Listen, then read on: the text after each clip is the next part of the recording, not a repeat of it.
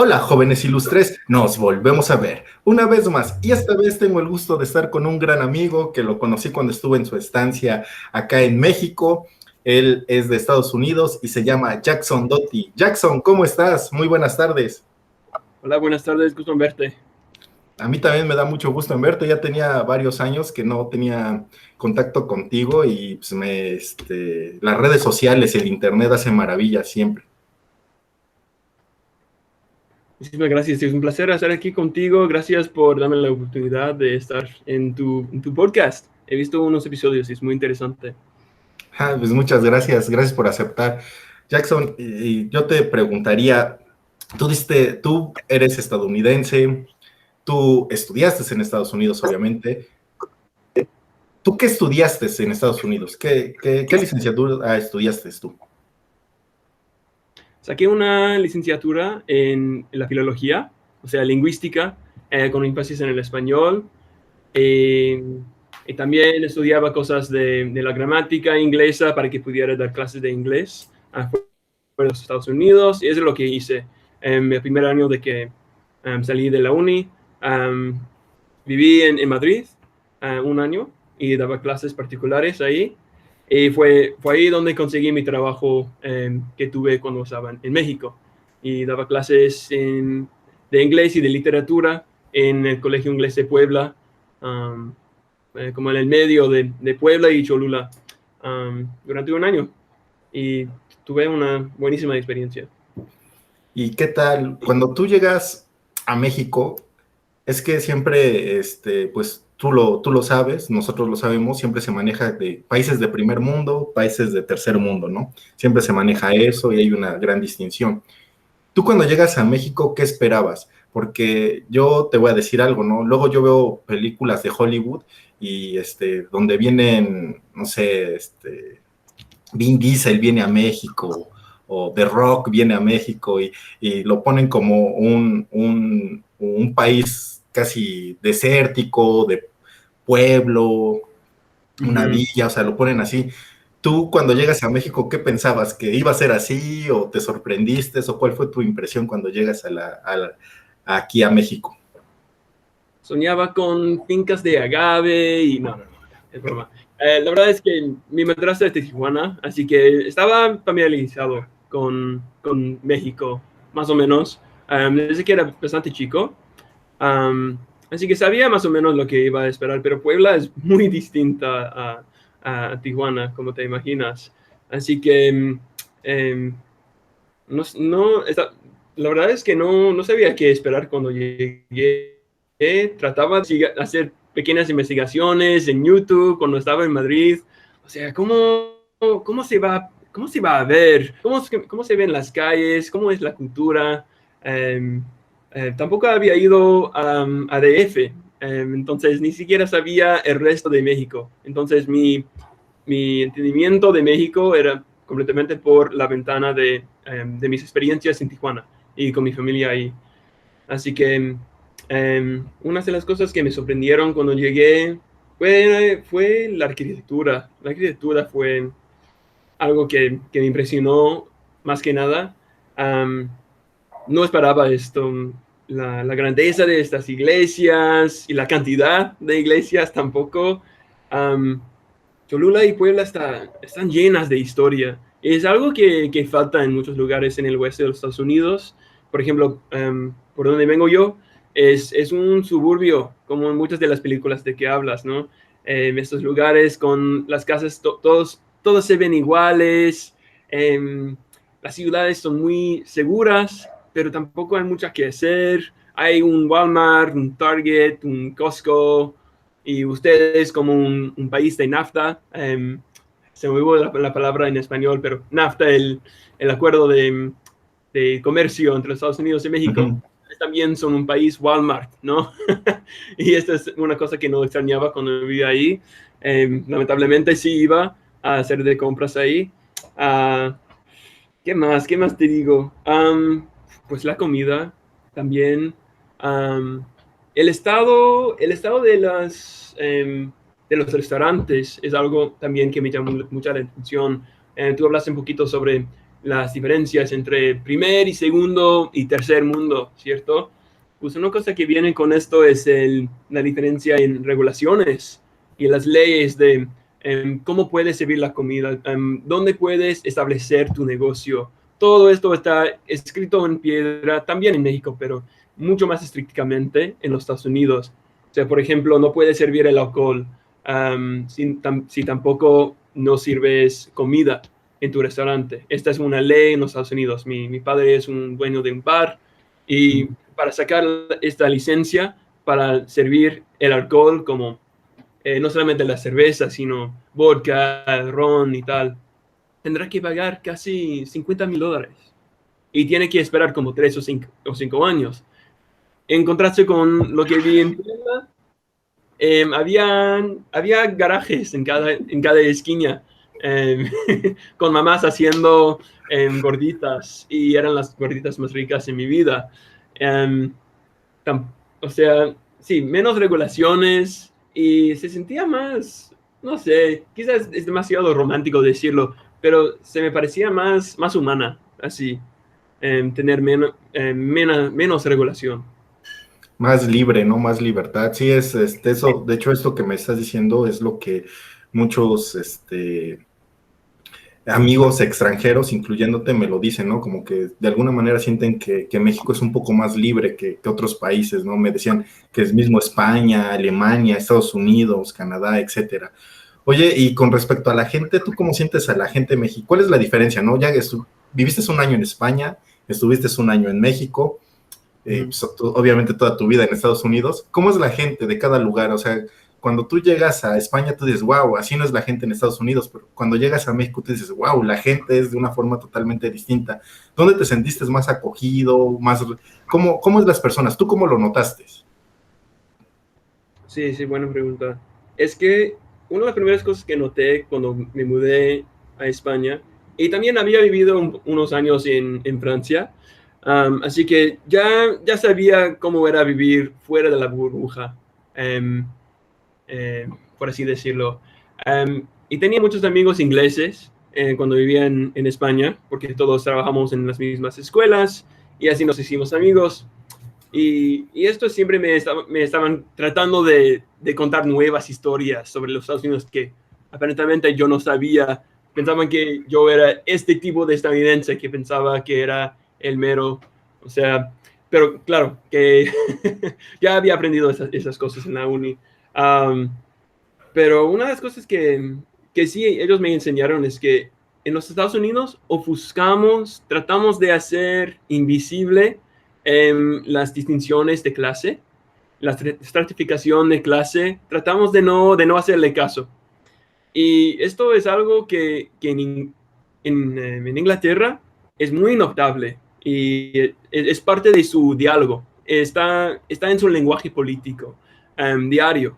Entonces, esta es una distinción muy grande porque todavía pueden hablar de esa estratificación y los demás entienden a qué te refieres y no tratan de esconder estos hechos de falta de buen ingreso para los trabajadores y todo esto. Es mucho más fácil cuando no tienes el lenguaje para qué usar en estos contextos. En España, bueno, antes de que fuera, no sabía el dialecto español muy bien. Sí tenía amigos españoles, pero aprender un dialecto, aprender un lenguaje también es aprender la cultura. Entonces, cuando fui, estaba practicando un español más colombiano porque tenía una novia colombiana y hablaba con mi madrastra mexicana. Así que utilizaba usted con personas que no conocía, pensaba que esto era común, pero ahí ni siquiera lo dices a los mayores a veces. Es algo medio grosero decirle usted porque es como no soy tan mayor. Pero sí, creo que ofendí a la mamá de uno de mis alumnos así, pero está bien. ¿Qué más? Son más, los estadounidenses son muy cerrados y nos gusta mucho espacio social. antes de que estallara todo el COVID, todavía nos gustaba muchísimo espacio social entre uno y uno. Pero en España se tocan más, no sé cómo explicarlo. O sea, mis compañeros de piso, cuando me saludaban en las mañanas, me tocaban las piernas y decir así de, oye, Jackson, ¿cómo te va? Y yo así de, mi compañero de piso me tiene ganas. Pero no era. Ya está llegando a segunda base, ¿no? Dice, ¿y ahora qué? Ya está acá. Exacto. No era para nada. Era algo de que tenía que acostumbrarme, pero era bueno, claro. Y luego hacia México no sabía que utilizaba la palabra joven en vez de señor, así que fue un cambio que por alguna razón me destacó. Sí, John. Y sí, otra vez, la distinción de clase es muchísimo más abierta, especialmente las maneras en las que me trataban a mí, como un gringo blanco y alto. No era célebre en mi vecindario, pero sí me reconocían y siento como que si si yo me viera como ustedes me dirían joven tan frecuentemente, sentía como que ganaba un tipo de respeto que solamente se les dan a extranjeros de países como los Estados Unidos. Entonces pensaba muchísimo, reflexionaba mucho en mi privilegio. O sea, ¿por qué conseguí este puesto en ese colegio? Casi no tenía nada de experiencia. Tenía un año de experiencia dando clases particulares. Eso no es nada. Y de golpe me dieron 7 clases, 7 asignaturas, desde séptimo grado hasta 12 en el bachillerato. Doceavo. ¿Sí? Sí, gracias. Entonces, esto es muchísimo trabajo y muchísima responsabilidad para alguien que ni siquiera sabe las teorías de educación, no sabía cómo manejar una aula, y ellos lo sabían, pero me contrataron. ¿Y por qué? Porque soy estadounidense, tengo este pasaporte azul que me lleva a donde quiera, y también hablo el lenguaje, y tengo en la cara de que ellos quieren presentar cuando tienen volantes o algo así para contratar más clientes, quieren esta cara para decir, oye, tenemos este californiano aquí, ¿no quieres que tus alumnos vayan aquí? Y unas veces pensaba que era nada más en mi imaginación, pero un día grabaron un anuncio, o sea, no sé cómo decirlo, un advertisement, ¿no? Un comercial. Y sacaron la mayoría de gente que tenía piel morena. Y en aquel entonces, mi compañero en aquel entonces salió de la escuela y decía que se iba a marchar si no corrigieron esto. Y lo corrigieron. Pero no querían que fueran grabados estos chicos. Y bueno, esto, hasta muchísimos más casos, me daba cuenta del clasismo y el racismo dentro de esta escuela en la que trabajaba. No les van a gustar esta entrevista si lo escuchan. Sí, no hay problema. Fíjate que cuando yo te conocí, empezamos a hablar, todo eso, me sorprendió mucho tu forma de pensar, ¿eh? O sea, me sorprendió a mí mucho tu forma de pensar, de abordar las cuestiones y las problemáticas. De hecho, lo digo abiertamente, cuando llegaste a estudiar con nosotros, lógica, toda esta parte, fuiste una persona muy humilde y que siempre estuviste en la disposición de aprender. O sea, siempre dijiste, no, yo quiero aprender, y cuando tenías dudas nos preguntabas. O sea, tú nunca te sentiste superior a nosotros, ¿eh? O sea, como que tú dices, no sé del tema, quiero empaparme del tema, quiero mejorar ciertas habilidades que yo tengo, y hablábamos mucho sobre esta circunstancia de los privilegios, y a mí te me hiciste una gran persona porque ahí me di cuenta que tú eras crítico de las actitudes de algunas personas estadounidenses y del mismo gobierno estadounidense con respecto al exterior. Entonces yo dije, wow, y me agradó mucho, y por eso siempre como que platicar contigo todos los sábados que nos reuníamos era como que muy agradable, porque teníamos una perspectiva totalmente distinta, ¿no? Porque siempre el no estar informado, el no consultar, te hace tener prejuicios, ¿no? Entonces ahí yo me di cuenta que dije, wow, no todos los estadounidenses, no todos los gringos son malos, ni todos los gringos tienen un pensamiento como nos los hacen ver, ¿no? O sea, y también no todos los mexicanos pues, somos buena onda, no somos chidos, y lamentablemente esto que estás diciendo es cierto. O sea, acá en México sí existe mucho racismo y existe mucho clasismo, lamentablemente, ¿no? Sí, y yo te vuelvo todos estos cumplidos a ti. O sea, ustedes fueron muy acogedores a mí.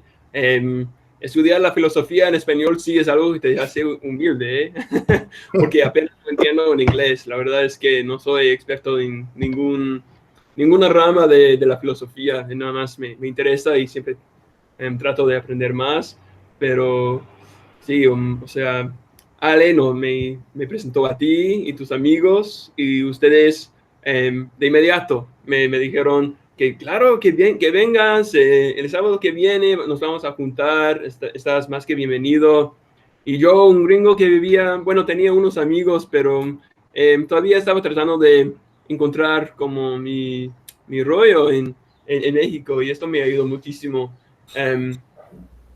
O sea, sí, fue una experiencia de que nunca me voy a olvidar. Y no fue más de una o dos veces, pero la verdad es que Fueron 4, fue un mes todo, fue un mes más o menos. sí, creo que sí. Y sí, yo aprendí muchísimo de ustedes. O sea, de la lógica no sé nada, por cierto. Pero recuerdo que te ponías a investigar y decías, es que no le entiendo, pero me puse a investigar, y en la siguiente clase ya venías como que un poco más informado. Oye, con respecto a esto, ¿tú cómo ves la educación, la diferencia entre educación de Estados Unidos y México? Ya que tú diste clase, bueno, tú has dado clase, te dedicas a dar clase, o sea, realmente sí es como la pintan, que en México la educación es muy mala y en Estados Unidos es extremadamente muy buena. Y a nivel licenciatura, tú como ya lo has vivido, sí la educación en licenciatura en universidad estadounidense es muy alta y en México es muy baja. ¿Tú cómo lo viste? ¿Cómo viste esa experiencia? Híjole, pues la verdad es que mi experiencia de la educación mexicana fue en un colegio privado, o sea, para los élites de Puebla. Entonces, yo sé cómo es la experiencia de ellos, y es la experiencia que debería tener cada alumno, en mi opinión. Cada alumno debe tener este sistema escolar, porque funciona. Y me refiero a que cada clase constaba con 10 a 20 personas. Entonces, podías crear relaciones con los alumnos, y los alumnos podían establecer amistades entre sí, para que estuvieran más cómodos en hablar de temas más incómodos y más difíciles. Porque tú sabes cómo son los chicos en el colegio, en el bachillerato. Si no conocen a la mayoría de los alumnos en el aula, pues no se van a poner a hablar, y tampoco se van a atravesar a decir algo quizás complicado. No quiero sonar tonto, así. Pero si todos son amigos, es muy distinto. Y todos estos chicos siguen cada año con el mismo grupo. No puedes hacer esto en una escuela pública. Yo daba clases particulares a un chico en mi vecindario en México, 2 días a la semana. Era como 2 cuadras de mi apartamento. Y él sí iba a una escuela pública. Y me contaba o sea, no sabía nada de inglés cuando empezó a estudiar conmigo. Y me dijo, es que tengo 40 otros alumnos en mi clase, así que el profe no me presta atención porque no puede. Y esto es básicamente igual en muchos lugares en los Estados Unidos. Otra vez, algo muy importante que entender de los Estados Unidos es que, especialmente no, me corrijo, desde el principio siempre hemos tenido una gran esfuerzo de guardar los derechos de Estado. para dirigir políticas de educación, de aborto, de casamiento y todo esto. Y bueno, en la superficie parece que es algo teórica, así de, nomás yo quiero el mejor para mi estado y tú quieres el mejor para el tuyo. Pero la verdad es que cuando dicen esto es una señal cubierta de decir, nosotros queremos la esclavitud, nosotros no queremos que la gente negra voten, ese tipo de cosas. Así que derechos de Estado, muchas veces en los Estados Unidos, significa nosotros queremos ciertas leyes, ciertas regulaciones que oprime a los demás. Y entonces, en lugares como en el sur de los Estados Unidos, como Alabama, Mississippi, Kansas, que están en el como medio oeste, estos estados tienen como la peor educación porque no, bueno, no tienen buenos impuestos, entonces tampoco tienen buenos fondos para alimentar a estos sistemas, ¿cierto? Y tampoco lo quieren, porque ¿a qué les beneficia? Beneficia a esas personas que no quieren hacerle caso de todas formas. Entonces es como un sistema que funciona para el propósito que ellos quieren, ¿no?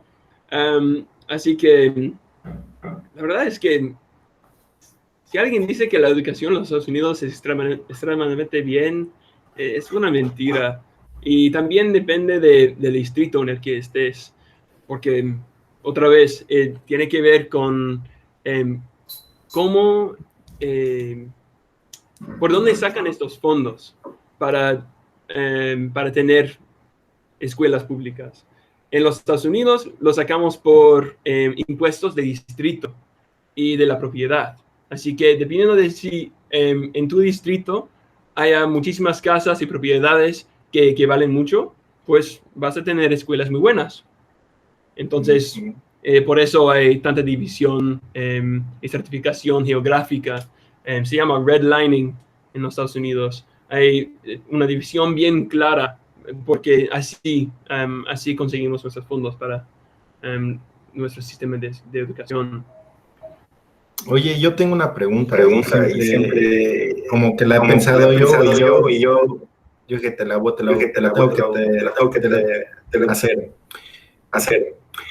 Tú eres un estadounidense que piensa muy distinto a cómo se refleja. Oye, ¿no te ven como bicho raro en Estados Unidos? Como dicen, oye, es de izquierda, o es comunista, o quiere cosas acá, o casi un espía ruso, o espía chino, o norcoreano. O sea, no sé, porque tú, o sea, lo digo así, tú te sales como del molde, ¿no? Del molde acá de estar cuestionando, de estar diciendo, oye, no me parece esto que estás haciendo. ¿Cómo te ven las personas allá con tu forma Bueno, en las ciudades donde vivo yo, no me ven bien extraño, porque la mayoría de la gente piensa más o menos como pienso yo, pero sí quedo un poquito más a la izquierda que los demás. Así que unas cosas que digo, sí me ven como si fuera un bicho raro, sí. Pero, a ver, ¿cómo te digo? Bueno, tengo mucha familia en el oeste, como en Colorado, junto de Kansas. Colorado es como una mezcla, es donde tiene lugar la serie de South Park. Lo que es, la que es una muy buena ilustración de qué es qué son los Estados Unidos. Es una mezcla de las cosas metropolitanas con las partes rurales. No es completamente como California, pero tampoco como Alabama. Es una extraña mezcla de los dos, ¿no? Y sí, ahí mi familia estoy seguro que cuando ven las cosas que pongo en Facebook o lo que sea, piensan, esto es un loco, de qué está hablando, a qué se refiere, ni siquiera entiendo las palabras que usa. Pero esto tiene mucho que ver con la división otra vez, de la educación en este país. Lo que está pasando con los dos partidos políticos, los republicanos y los demócratas, es que los demócratas poco a poco van volviéndose en el partido de los educados. Mientras tanto, los republicanos se están volviendo en un partido bueno, no estoy de acuerdo con eso, pero la narrativa es el pueblo no educado, la gente rural, ¿cierto? Lo que es un problema para los populistas izquierdistas, ¿no? Que la mayoría de la clase obrera, las personas que trabajan en fincas, votan republicano y tampoco quieren esta educación de la universidad que te da esta perspectiva que tengo yo. Y la mayoría de la gente que sale de estas universidades tienen por lo menos una perspectiva más de izquierda, así de, bueno, entiendo que hay una historia muy trágica del racismo y entiendo cómo los Estados Unidos están oprimidos a ciertos grupos. O sea, tienen estas narrativas, pero, o sea, si no vas a la uni y no lo enseñan en tu escuela pública, porque otra vez es opción del Estado que te enseñan una cosa u otra, no vas a tener estas historias, estas narrativas para decir, bueno, de hecho, entiendo la razón por la que tenemos tantos inmigrantes viniendo de Latinoamérica hacia los Estados Unidos. Entiendo que en Guatemala hicimos un golpe de Estado y por eso se derrumbó el gobierno. No tienen estas historias, y no tienen las oportunidades tampoco para conseguirlo muchas veces. Así que no lo digo para echarle la culpa por completo a esta demográfica, que deberían ir a la uni para que entiendan estas historias. Pero sí, ahí es la división política y cultural. ¿De qué hablas? Sí, sí, ahorita que me lo estás contando es muy interesante porque yo desde que te conocí, ahorita que me estás diciendo todo esto, fuiste alguien, no eres un apasionado de la política, o sea, a pesar de que estudias algo que no tiene nada que ver con la política, eres un apasionado de la política y de lo que sucede, no solo en tu país, sino lo que sucede alrededor, que viene siendo pues Latinoamérica, ¿no? Y sí te tengo que decir, bueno, lo hablábamos antes de empezar a grabar, que me decías que cuánto me había costado mi maestría, ¿no? Yo te dije, no, estoy becado, o sea, me becó el gobierno mexicano por estudiar, que acá es se le llama la beca CONACYT, y tú me decías, no, acá en Estados Unidos es imposible, te drogas muy canijo, ¿no? Entonces, es algo que hay cosas que Estados Unidos hace muy bien, pero también hay cosas que México hace muy bien, pero también falla, ¿no? O sea, que hay que las personas también hay mucha responsabilidad en los habitantes de cada nación, ¿no?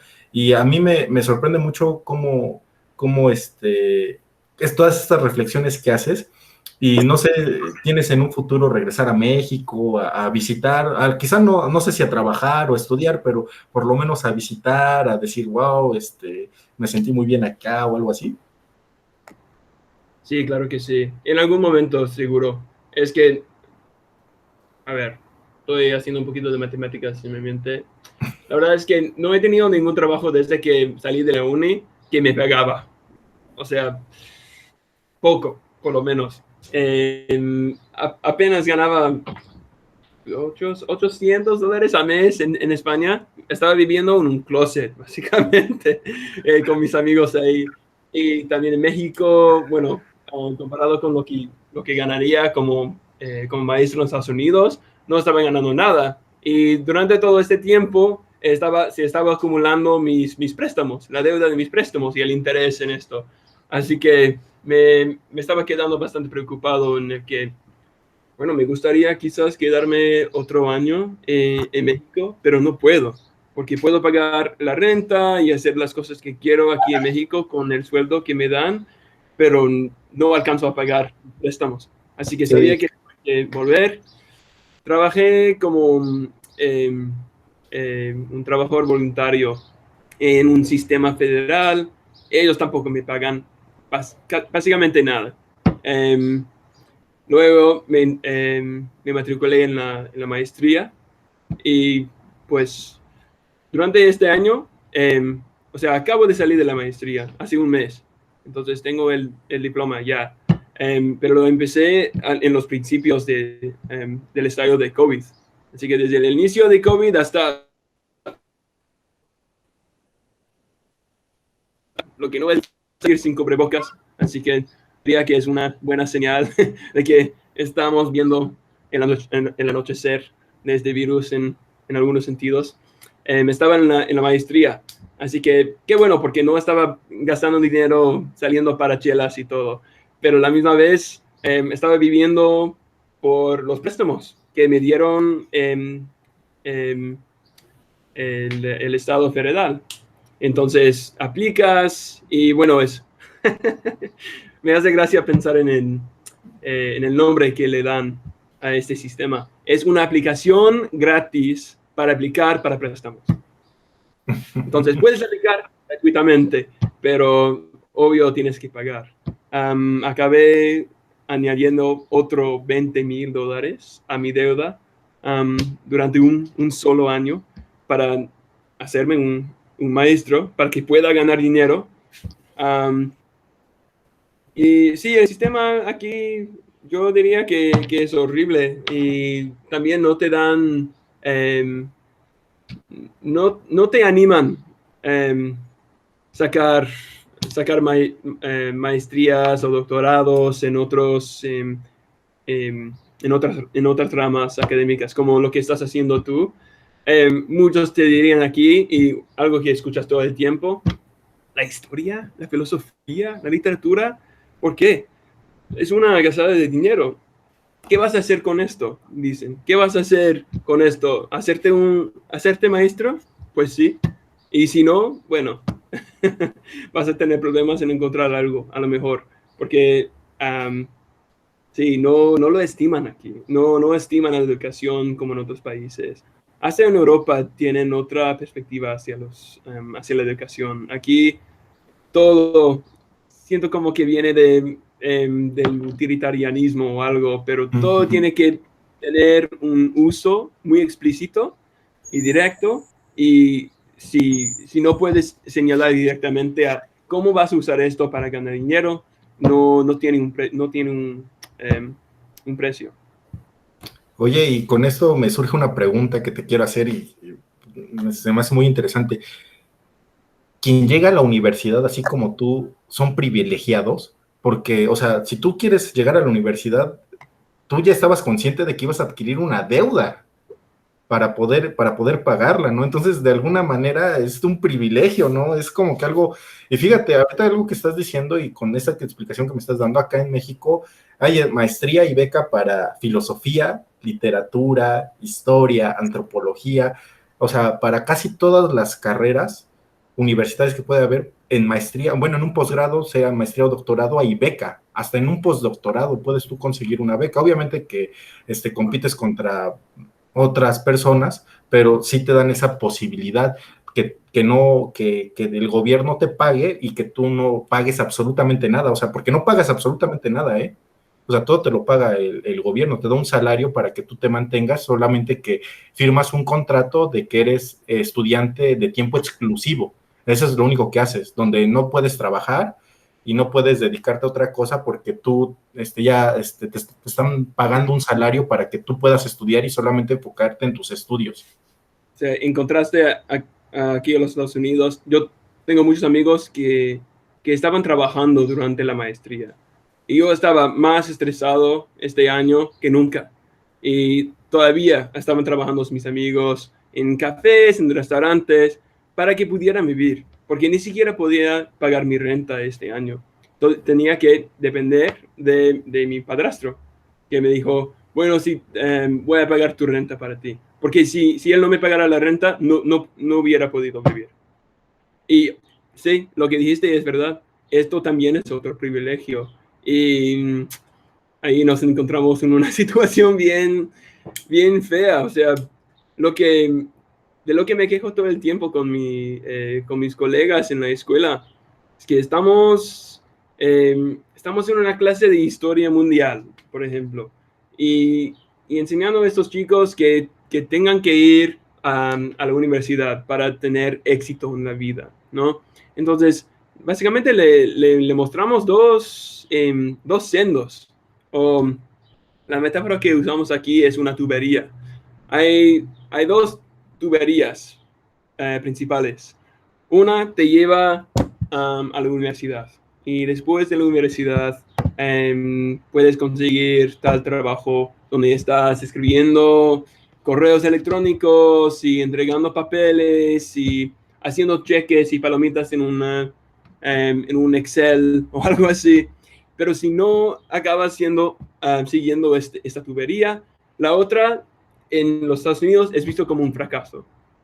Tienes que trabajar como en un restaurante o en un bar para el resto de tu vida, porque no sacaste una licenciatura. Entonces, si no tienes la licenciatura, básicamente estás, ¿qué es la palabra que estoy buscando? No tienes la oportunidad de ganar un sueldo que te hace sobrevivir. Entonces, tienes que decidirte, voy a sacar un montón de préstamos para que pueda seguir adelante por esta tubería que ya está a su límite. O sea, ya hay demasiadas personas al otro lado de esta tubería porque tantas personas lo siguen. Y además tengo el suficiente dinero ahora y el apoyo de mis familiares, la educación sobre cómo funcionan las aplicaciones, todas esas cosas. Personas de familia de clase obrera normalmente no entienden cómo aplicar a estas universidades o que sí existen ciertas becas para ellos, especialmente para gente de color, lo que decimos en los Estados Unidos, people of color, para gente de color, para gente que son primera o segunda generación de inmigrantes. Hay muchas becas para ellos, pero no se dan cuenta porque el apoyo, el ayudo no es obvio. Tienes que buscarlo. Entonces las oportunidades son muy pocas, pero para gente como yo, que viene por una familia con mucho privilegio, que sabía cómo funciona el sistema educacional, sí, era muy, muy fácil. Y hasta mi padrastro pagaba la renta. Pero ¿qué tal si él no existiera? ¿Qué hubiera hecho? Y eso es el caso para muchas personas. Entonces, cuando doy mis clases a mis alumnos, pienso todo el tiempo en que, bueno, sí, es importante aprender de estos temas, pero a la misma vez, ¿qué van a hacer? ¿Qué van a hacer cuando pasen por esta tubería? ¿Van a tener más oportunidades o menos? Y por una parte de mi culpa. Sí, o sea, fíjate, o sea, esto que estás diciendo me parece súper extraordinario. Dices, yo soy también parte de la culpa porque contribuyo a eso. O sea, es la primera vez que escucho o sea, tú estás admitiendo eso. O sea, eso es muy fuerte. Ahora entiendo por qué no te han de querer en Estados Unidos la mayoría de las personas que te conocen, porque decir, este cuate es rojo, es comunista, acá quiere todo eso. Pero me doy cuenta, o sea, yo cuando platicaba contigo, tú nunca negaste la individualidad, pero también pensabas en el colectivo, ¿no? Y es como que algo que nos hace falta, o sea, no todo es individual, también es algo colectivo, porque hay muchas personas, o sea, que tú dices, wow, o sea, por ejemplo, ¿cuántos de tu generación, ya como para ir cerrando, ¿no? Y no ir extendiendo tanto esto, pero ¿cuántos de tu generación de la, de la high school llegaron a la universidad y terminaron la universidad hasta que se graduaron, ¿no? Sí, la verdad es que no sé la tasa exacta. Yo siento como que la mayoría de la gente sale por lo menos del bachillerato, y tienes que estar en el bachillerato hasta 18. Tienes la opción de salir a 16, pero la mayoría sí se quedan hasta el 18. Pero diría quizás una mitad, 50% o algo de la gente va a la uni. Puedo estar equivocado, ni siquiera eso es seguro. Pero también depende de dónde seas. O sea, si vienes de una familia rural, si no tienes a alguien en tu familia que también ha ido a la escuela, es posible que tú tampoco vayas a pensar que esta es una oportunidad para ti. Y oye, ya nada más ir como para ir cerrando. Fíjate, acá yo me imagino que también en Estados Unidos existe. Cada estado, acá en México, tiene su universidad, tiene su universidad estatal, ¿no? Su universidad que financia el Estado, más independiente que tiene otras, que son públicas, que también no pagas. Acá, por meter materias, por lo regular, para meter materias pagas al semestre, lo que vienen siendo los créditos. Entonces, por ejemplo, yo cuando estudié filosofía, yo pagaba unos 200 pesos por mi semestre, que convertido a dólares, yo pagaba $5, al semestre. O sea, literal, yo pagaba $5 al semestre por ir a tomar clases a una universidad pública en México. ¿Cuánto es más o menos en Estados Unidos? ¿Cuánto pagas? Uf, ¿cuánto cuesta un semestre? Un semestre, sí, yo pagaba $5, ¿eh? $5 yo pagaba. Bueno, y también comentaste que la universidad a que ibas es pública, Pública. pero también la universidad a la que iba yo era pública y todavía acabé pagando, bueno, al semestre, a ver, sobre 5,000.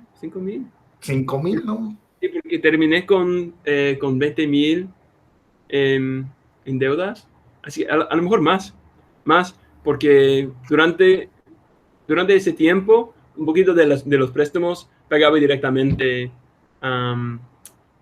Y también tenía unas pequeñas becas, pero sobre 5,000 a semestre.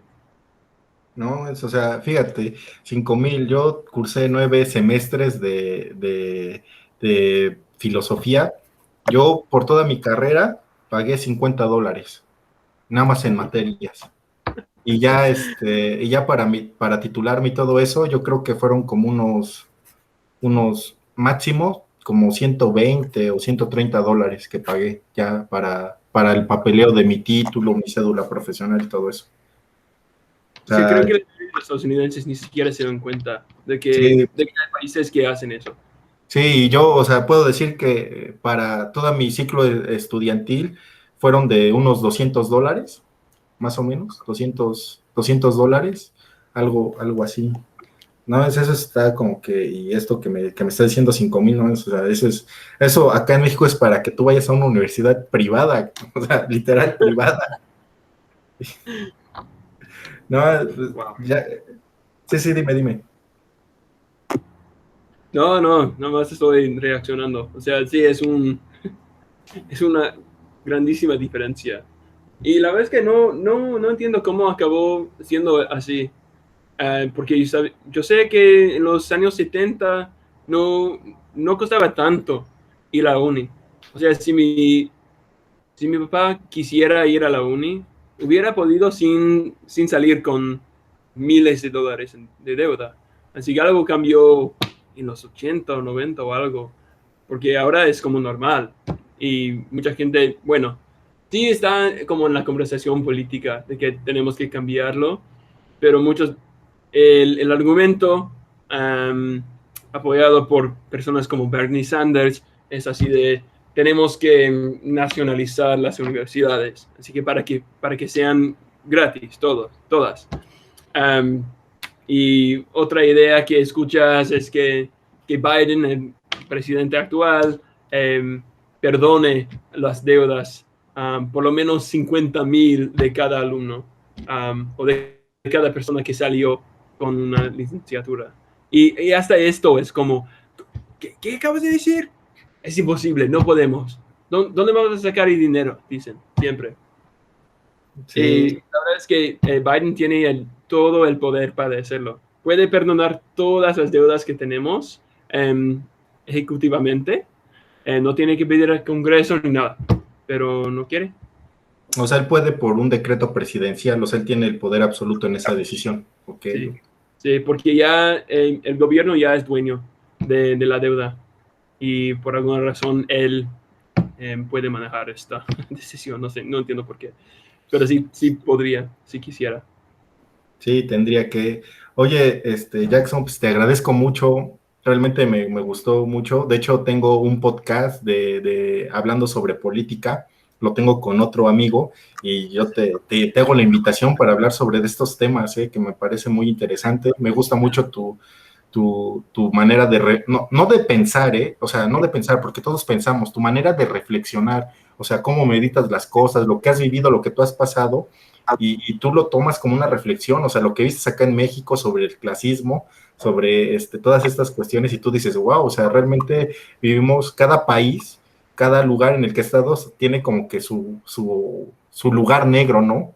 O sea, su cosa que dices, wow, esto no está chido, hay que mejorarlo, y tú, pues, con todas estas pláticas, pues nos ayudas, ¿no? Como que a ver en qué, o sea, en qué está mal el pueblo estadounidense, en qué mal está el pueblo mexicano, y tratar de cambiar eso, ¿no? Empezar con nosotros. ¿Y cómo empezamos ese cambio? Con esa misma reflexión que tú haces, ¿no? O sea, tú mismo te autoculpas y dices, yo soy parte del problema, porque yo también de alguna manera contribuyo, pero tratas de cambiarlo reflexionando, ¿no? Y abriendo este apetito para que se pregunten las generaciones que tú estás formando y decir, wow, no, piensen en esto, o sea, yo vivía en un privilegio, yo tenía mi privilegio, pero eso no hace que mi privilegio me cegue conforme a la problemática de la sociedad, ¿no? Sí, claro, todo empieza con la reflexión y em, la realización de la perspectiva que tienes. Si no entiendes cómo ves el mundo y las cosas que no puedes entender por tus propias experiencias, no tampoco puedes entender el sufrimiento de los demás o cómo puedes apoyar a otras personas. Entonces, bueno, como maestro, yo creo que esto es exigente. Um, Así que, pues, Edgar, muchísimas gracias por recibirme. Estoy muy agradecido y es un gusto verte otra vez. Igual a mí siempre escucharte todas estas nuevas historias que tienes y nuevas reflexiones, pues nos estamos viendo, Jackson. Muchas gracias.